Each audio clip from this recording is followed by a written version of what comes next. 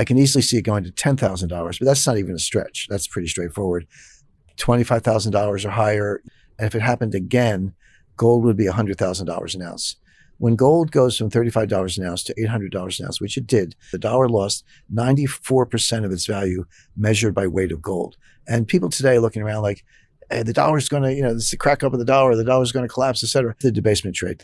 Wall Street research is awful. They usually get everything wrong, but they're good at narratives. A narrative is just a fancy word for a story. So the effort to freeze and steal the Russian assets has given a reason to countries around the world to say, well, what else are you going to do? The central banks flipped from net sellers to net buyers. So from 1970 to 2010, central banks were net sellers. U.S. dumped 1,000 tons in the 70s. U.K. sold a third of the gold at the bottom. It was $250 an ounce. Well, one of the things, you're right, Trump's now just finishing his first year, a year from Inauguration Day. And a lot of people look back and they say, wait a second, I've never seen so much news so fast. And, we talked about tariffs and the economy and so forth, but whether it's immigration, one big beautiful bill, tariffs, beating up on Jerome Powell, the federal deficit, healthcare, affordability, just a long, long list of issues. Greenland, Venezuela, we can go on and on. This was not accidental. Certainly there are things that are maybe a little bit more spontaneous, but this was part of a strategy devised in part by Steve Bannon, and Stephen Miller in the White House and others. It's called Flood the Zone.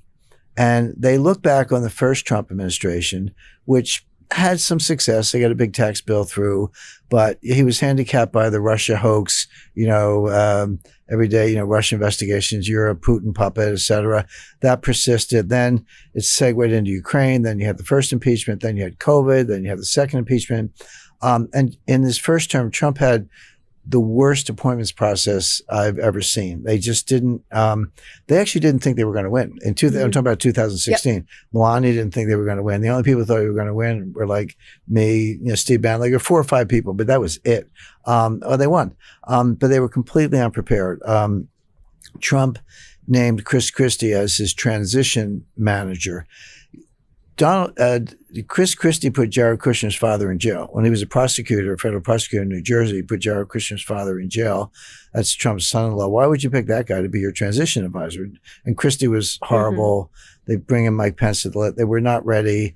They got stabbed in the back. There was this theory that, Rex Tillerson, James Mattis, General John Kelly and others, they were like the adult supervision. Trump was like a baby in a playpen throwing rattles, but we surround him with adults. It'll be okay. H.R. McMaster was another one.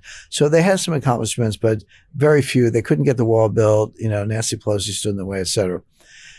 They lost in 2020, but there was an enormous amount of fraud, and you'll be hearing more about that in the months ahead. I know it was 5 years ago, but that issue, that's not over. I think so. You're going to be hearing more about it. There's a lot of criminal investigations, more and more evidence coming out, et cetera. But what the Trump loyalists said to themselves is, hey, we don't need any more votes. We have enough votes. What we have to do is stop the cheating on the other side. And in 2024, they did that successfully. Harmeet Dillon, Lara Trump, 500 lawyers, $100 million budget, et cetera.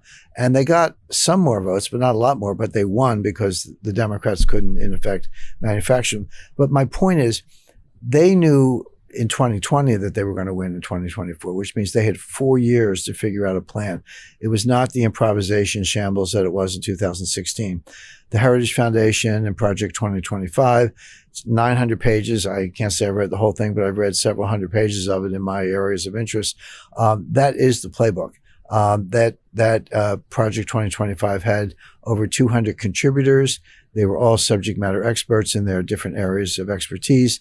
They had think tanks, foundations, scholars, et cetera. And so when they came into office, they had the playbook, they had the plan, they had the loyalists, everyone had been tested. You knew that, Kash Patel was not going to be like Christopher Wray, and Pam Bondi was not going to be like Jeff Sessions, that they had really good people in place. But the idea of Flood the Zone was, we're going to move really quickly. We know we only have 1 term left. Oh, we'll see about that. Trump's been talking about a 3rd term. There's some something to that. But assuming they have 1 term left, so we have to get as much done as quickly as possible. They had 50 or more executive orders signed on day one. They got the one big beautiful bill, which was a tax bill, but a lot more regulatory relief and other provisions in there. They're building the wall. They've shut the border. They've, then what else? Venezuela, basically captured Maduro and his wife, taking over Greenland on some basis. Trump wants to take back the Panama Canal, the Gaza peace treaty. But it's not a treaty, but the peace understanding or ceasefire in Gaza. But what they said is do something big every day, sometimes like morning, noon, and night. And the Democrats have a response machine, a rapid response machine. It's like you're not respecting the rule of law, you're weaponizing the Justice Department, you're racist, whatever. And they come out with these packaged responses, but they couldn't keep up. It's one thing if you put a story out and the Democrats attack you, and that's the news cycle for 3 days. But the Republicans, or the White House, I should say, would put a story out and the Democrats would start the attack. There'd be another one at noon, another one at 5 p.m., another one the next day, and the next day. And they kept going. The Democrats actually couldn't even keep up with, 5 stories ago. So, and then, of course, having the Congress and the House and the Senate and 6 out of 9 seats on the Supreme Court doesn't hurt. This segment demolishes the Trump chaos narrative. Rickards reveals what insiders know. Trump 2.0 is executing a carefully orchestrated plan developed over 4 years, not improvising like 2016. Project 2025's 900 pages represent a complete government transformation blueprint written by 200-plus subject matter experts. The flood the zone strategy isn't chaos, it's information warfare designed to overwhelm opposition. Every action is calculated. Besant's 3 arrows directly address the debt crisis. If you keep deficits at 3% GDP while achieving 3% real growth plus inflation, nominal 6 to 7% growth, the debt to GDP ratio declines even as absolute debt grows. This is the post-World War II playbook repeated. Wall Street's clueless debasement narrative completely misses the actual strategy. So we're at that stage now. Now you can still get growth. Here's the problem. You can still borrow money, spend money, and get growth, but you're not getting as much growth as you borrowed. So your debt to GDP ratio is going up, and that tends to destroy confidence in the US dollar. We're not at the end game yet, but we're there. So what do you need to do to restore confidence in the dollar and the US Treasury market? You don't have to pay off the debt. You don't have to erase the deficit. We're not going to. What you have to do is to get the ratio down. How do you do that? Well, you've got to get growth higher than the deficit as a percentage of GDP. So simple example, let's say next year's deficit, and we won't know the exact numbers for a while, but let's say next year's deficit is 4% of GDP. That's kind of high. But what if growth is 6%? And just to drop a footnote, we're talking about nominal growth, not real growth. Real growth of 4% would be fabulous. That would be really good. We'll see what happens. But you have to add inflation. I'm not saying inflation is a good thing, but to do the math, you're talking about nominal growth. So that's real plus inflation. So if you have 4% real growth and you have 3% inflation, that's about what it is. Your nominal growth is 7%, just 4 plus 3. So if you have 7% growth, but the deficit goes up 4%, your ratio is going down. So all of a sudden the 124 becomes 122, becomes 119. That's all the market needs to see. If the market sees that ratio coming down, they will have confidence in the US Treasury. They will continue to buy Treasury bills. It can be a slow process, but as long as you're moving in the right direction, you're okay. And you say, well, hold on, Jim, if it goes down 2 or 3% a year, it's going to take 35, 40 years to get down to a reasonable level. And yes, but we've done it before. When did we do it before? At the end of World War II, the ratio was 114%. Not as high as it is today, but that was the all-time high at the time. In 1980, it was 30%. Okay. In other words, we got it down from 114% to 30%. It took 35 years, from 1945 to 1980, but we did it. And what strikes me about that episode is it was completely bipartisan. It was not politicized. You had Democrats like Harry Truman, John F. Kennedy, Lyndon Johnson, and Jimmy Carter, and you had Republicans like Dwight Eisenhower, Richard Nixon, and Gerald Ford. The parties fought about other things, but they didn't fight about that. They knew you had to do that. But here's what people miss about what I just described. If you compare 1945 to 1980, the deficit was 3 times bigger. The national debt was 3 times bigger. So the debt never went away and the deficit never went away. So you're like, well, how did you get the ratio down if the debt and the deficit went up 300%? The answer is growth. Growth went up 1,000%. So the key is growth. And it can be nominal, which is where the inflation comes in. Because between 1977 and 1981, we had 50% inflation, 50. That cut the value of the dollar in half in 5 years. Not, you don't have to go back to 1913 with the Fed. In 5 years, the value of the dollar was cut in half. So the ratio came down. It came down steadily. The deficit never went away. The debt never went away. They got bigger, but the growth was faster than the growth of the debt, and that took the ratio down. And we've done it before, and we can do it again. This is the most important economic lesson in the entire video. Rickards reveals the secret that debt doomers miss. Absolute debt levels don't matter. Ratios matter. Between 1945 and 1980, U.S. debt and deficits both tripled, yet the crisis never came because GDP grew 1,000%. Growth outpaced debt accumulation, lowering the ratio from 144% to 30%. The 1977-1981 period is particularly instructive. 50% inflation in 5 years cut the dollar's value in half, but also eroded the real value of the debt. This playbook is repeatable. If Trump achieves 4% real growth plus 3% inflation, 7% nominal, while keeping deficits at 4% GDP, the ratio declines automatically. No austerity required. No default necessary. Just growth. Let's talk, if you like, a little bit about the debasement trade, then we'll pivot to gold. Sounds great. Kind of go down the list. So what is the debasement trade? Wall Street research is awful. They usually get everything wrong, but they're good at narratives. A narrative is just a fancy word for a story. So what's the debasement trade narrative of, what you're supposed to do? Well, it's all the foreign central banks and sovereign wealth, they're dumping treasuries. They're getting out of treasuries as fast as they can. The bond vigilantes have saddled up. They're riding. Interest rates are going to go higher. Bonds are going to go down. People are fleeing the dollar. And that's what's driving the move towards gold. But gold's kind of a footnote in the debasement trade. It's really about getting out of dollars, getting out of treasuries, and interest rates going up and people losing confidence in the U.S. Treasury market. That's the narrative. Everything about that narrative is false. I mean, the narrative is what I just described, but it's all false. And I've data to back it up. I mean, we have data. It's publicly available. So every month, the U.S. Treasury issues something called the Tick Report. And basically, it's a simple spreadsheet, and it's all the countries in the world and their ownership of U.S. Treasuries broken out by maturities.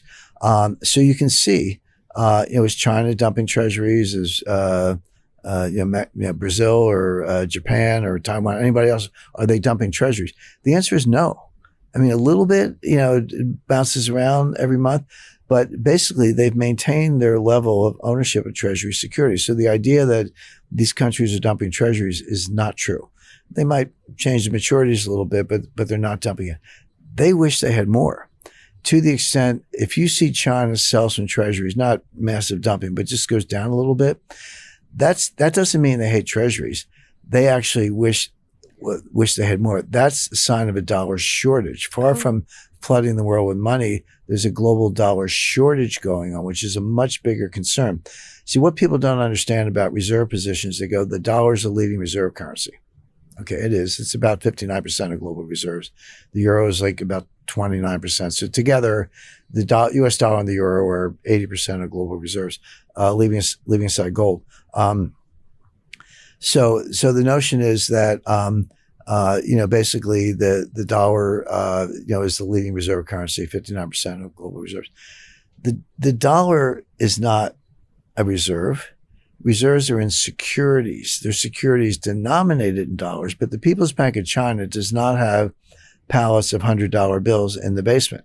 What they have are U.S. Treasury securities. Could be 10-year notes, 5-year notes, 1-year bills, 4-month bills, whatever, but they're securities. They're not cash. So they're denominated in dollars. That's really what people mean, but they don't understand the difference between a security and cash. Now, if you're China and you have Treasury securities, and they do, upwards of $1 trillion, if they need cash, what do? Well, you have to sell the security to get the cash. And when they do that, why do they want the cash? They're using it to prop up their own banks, which have a lot of dollar-denominated bad debts, and to prop up their currency. So that's more a sign of a dollar shortage. They're desperate for dollars rather than hating the dollar or dumping treasury securities. So number one, securities are not in currencies. Sorry, reserves are not in currencies. They're in securities denominated in a currency. That matters, but they're in the form of securities. They're not dumping them, but if they sell them at all, they're doing it to get cash because they're short of cash. This segment exposes Wall Street research as fiction. The Tick report, publicly available data, definitively proves foreign central banks aren't dumping treasuries. When China's holdings decline slightly, analysts scream de-dollarization. In reality, selling treasuries to obtain dollar cash reveals a shortage, not an abundance. China needs dollars desperately to support its banking system drowning in dollar-denominated bad debt and to defend the yuan from collapse. The narrative confuses securities, treasury bonds, with currency, dollar cash. The dollar represents 59% of global reserves, not because countries hold cash, but because they hold dollar-denominated securities. Far from fleeing dollars, the world is starved for them. This dollar shortage, not surplus, defines the current regime. A couple of things going on. One, and this goes back to 2010, but gold's been going up, pretty steadily in recent years. Central banks flipped from net sellers to net buyers. So from 1970 to 2010, central banks were net sellers. U.S. dumped 1,000 tons in the 70s. UK sold a third of the gold at the bottom. It was $250 an ounce. That's when they sold. Nice going. The Swiss sold 1,000 tons in the early 2000s. The IMF sold 400 tons in 2010, and that was it. Then, since then, central banks have switched to net buyers. Now, it's not all the same central banks. The buyers are Russia, China, Vietnam, Japan, Iran. They're non-transparent, probably illegal, but Iran's a buyer. Turkey's a big buyer, Brazil, etc. So, but mining output has been flat. It's not collapsing. I'm not saying peak gold, but it's been constant at about 4,000 tons a year. Little fluctuations, but not big ones. Well, first week of economics, 101, if supply is constant, demand is going up, the price is going to go up. That's how the market adjusts. So, and that makes it very interesting for a gold investor because no guarantees, but when you have a dedicated buyer and a smart buyer, meaning they I hate to use cliches, but they'll buy the dips. Central banks don't want to disrupt the market, but they want to keep buying. So if they see a little dip, they'll come in and buy this. So here's an opportunity. Well, you're putting an informal floor under the price of gold. Support, yeah. Right. So that's what I call an asymmetric trade. You have limited downside and unlimited upside. Those are the best kinds of trades because you don't automatically make money, but you have a chance to make a lot of money, but your risk of loss is relatively low because of the central bank. So that plus the supply demand equation and flat supply give the gold market a really good foundation. By itself, that will not send gold to the moon, but it does give it a really solid foundation. Now, what else is going on? The central bank flip from sellers to buyers in 2010 represents one of the most significant market structure changes in modern history. For 40 years, 1970 to 2010, Western central banks treated gold as a barbarous relic, dumping thousands of tons at foolish prices. Now Eastern and emerging market central banks are accumulating aggressively while supply remains flat. This creates what Rickards calls an asymmetric trade. Limited downside, central banks provide price support. With unlimited upside, continuous buying against flat supply. Mining output can't surge to meet demand. Gold isn't like oil that can be drilled more aggressively. The 4,000 tons a year is relatively fixed. This foundation alone doesn't guarantee moonshots, but it ensures gold has strong structural support. At the beginning of the war in Ukraine, so the Russian Special Military Operation, February 2022, President Biden piled on all these sanctions on Russia, and they kept going. But one of the things they did that's a big deal, they froze. There were $200 billion of Russian assets that were on deposit in a place called Euroclear in Brussels. It's it's a clearinghouse custodian. So where did Russia get the securities? Well, they sold oil. They got paid in dollars. They bought treasury securities of various maturities. Their big mistake was trusting the United States. But we froze those immediately. It was $200 billion. Now, this was 4 years ago. So most of those securities have matured in the meantime. So, but it's a big pile of cash. The money's still there. Now, the EU and NATO, the US has been a little bit involved. They got this cockamamie scheme where they want to borrow, $100 billion or more on the bond market, give the money to Ukraine to fight the Russians, and collateralize the loan with these frozen Russian assets that I described. And then the theory is when Ukraine wins the war, Russia will have to pay reparations as a losing power, and that money will be used to pay the loan back, and you won't have to touch the assets. That's the plan, but everything I said about it is completely wrong. Russia's not going to lose the war. They're going to win the war. Russia's not going to pay reparations. They're going to extract wealth from Ukraine. The loan's going to go into default, and you're going to have to turn to the assets and steal them, in effect, to pay the bondholders. Now, that hasn't happened yet, but it's just in the air. But the rest of the world is watching. Saudi Arabia, Taiwan, Japan, Mexico, they're saying, hey, what if the United States doesn't like what I'm doing? Are they going to freeze my assets? And so this has caused a move away from treasuries. Now, to be clear, they're not dumping all their treasuries, but at the margin, as they add reserves or as old treasuries mature, they're buying gold. So the effort to freeze and steal the Russian assets has given a reason to countries around the world to say, well, what else are you going to do? And the problem is there aren't many alternatives. Like if you don't like treasuries, do you want to buy Italian debt, Japanese debt, German, maybe? Those markets aren't that big, by the way. The $200 billion Russian asset seizure represents a catastrophic strategic error that's driving gold demand globally. When the U.S. weaponized dollar reserves, assets Russia accumulated legitimately by selling oil, it sent an unmistakable message to every sovereign wealth fund and central bank. Dollar reserves aren't actually yours. They're conditional on U.S. approval.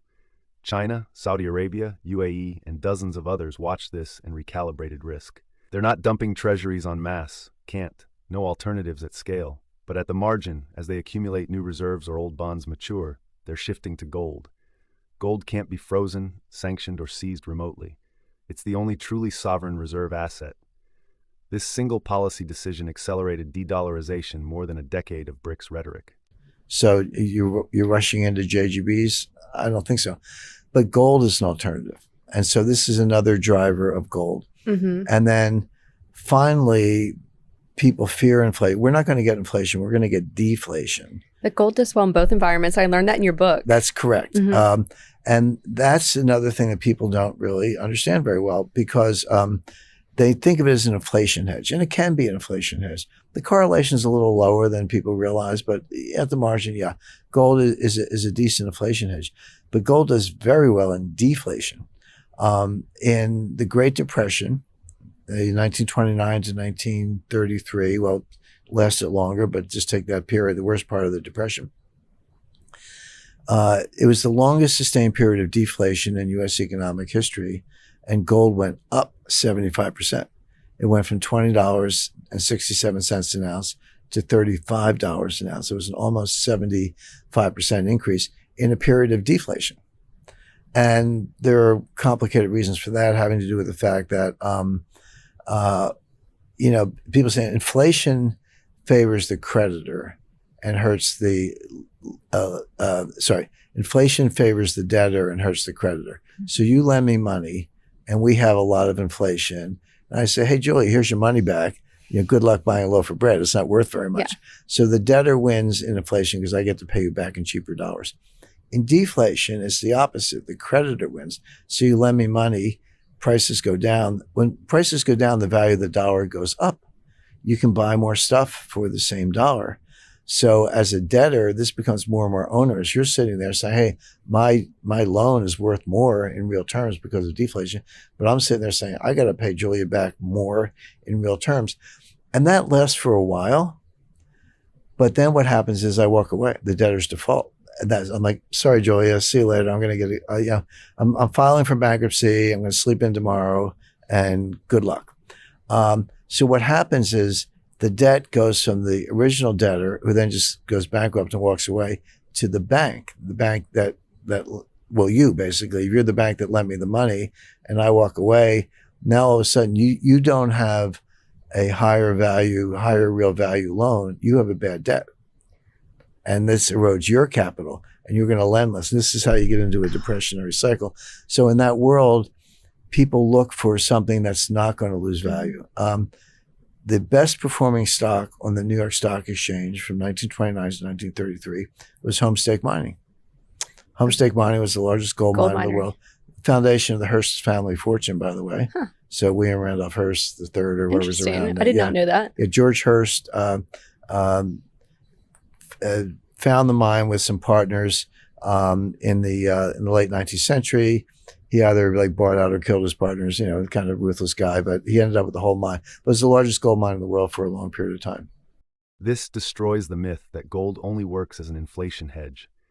During the Great Depression's sustained deflation, 1929 to 1933, gold surged 75% while everything else collapsed.